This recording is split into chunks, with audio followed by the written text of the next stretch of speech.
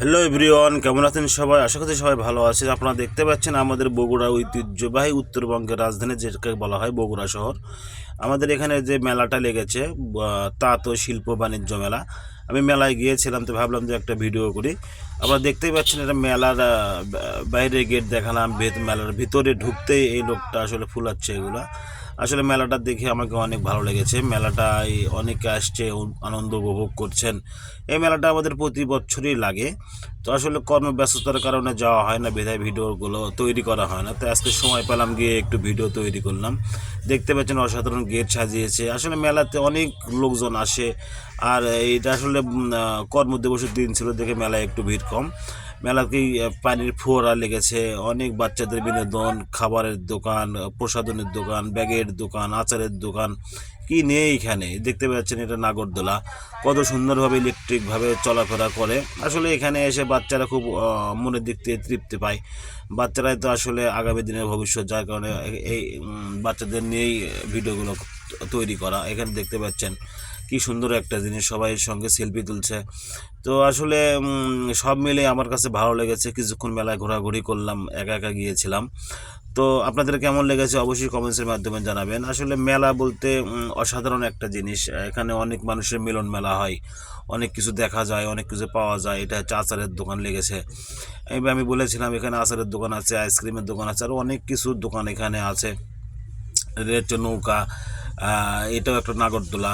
এর আসলে রাতের বেলা গেলে খুব ভালো লাগে, কারণ হচ্ছে অনেক লাইটিং, অনেক কালারের লাইট এখানে দেওয়া হয়। লাইটগুলো আসলে অসাধারণ লাগে আমাকে।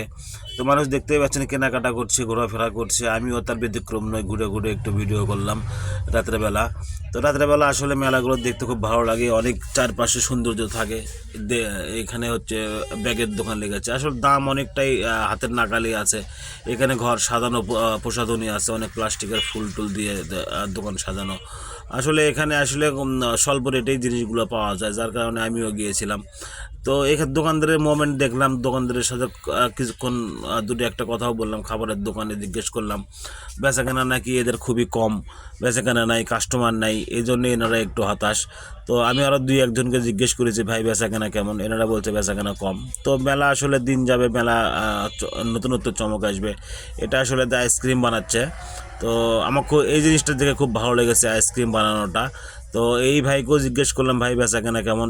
ইনিও বলছে, ভাই লোকজন কম, বেচাকেনা নেই, বেচাকেনা কম, আর শীতের দিনে আইসক্রিম তো মানুষ খেতে চায় না।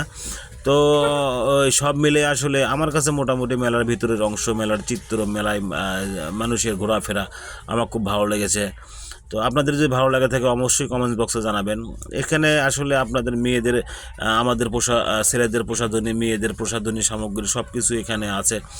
ব্যায়াম কাজে এটা হচ্ছে চোখে দিয়ে কি যেন দিয়ে দেখে, এটা আসলে আমার এর নামটা জানা নাই। তো আসলে রং বেরঙের মানুষ এখানে আছে, রং বেরঙের প্রসাধনী সামগ্রী আছে। যার যেটা পছন্দ আপনারা সেটা মেলায় গিয়ে আসলে আনন্দ উপভোগ করে কিনতে পারবেন। তো পরিশেষে আমিও একটু ভিডিও করলাম, ক্যামেরার সামনে আসলাম, দেখে তো কেমন হয়েছে। এটা যে খাবারের দোকান, ফুচকার দোকান, আসলে কোনো দোকানেরই কমতি নাই এখানে, যার কারণে আমার খুব ভালো লেগেছে। আর ভিডিওটা যদি আপনাদেরকে ভালো লেগে থাকে অবশ্যই কমেন্ট বক্সে জানাবেন। আজকের ভিডিওটা এই পর্যন্তই, সবাই ভালো থাকবেন।